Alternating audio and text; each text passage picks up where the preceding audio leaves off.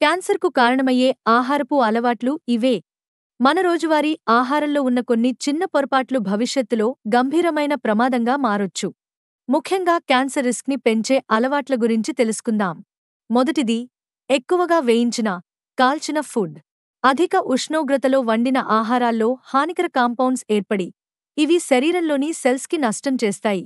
రెండోది, processed meet. Sausages, bacon, salami, pack చేసిన మాంసాల్లో ఉన్న ప్రిజర్వేటివ్స్ కడుపు మరియు పెద్దపేగు క్యాన్సర్కు అవకాశం పెంచుతాయి. మూడోది, అధిక చక్కెర. ఎక్కువగా తీపి పదార్థాలు, మిల్క్ షేక్స్, బేకరీ ఐటమ్స్ తీసుకుంటే బరువు పెరిగి హార్మోనల్ అసమతౌల్యం వస్తుంది. ఇది పలు రకాల క్యాన్సర్లకు మార్గం.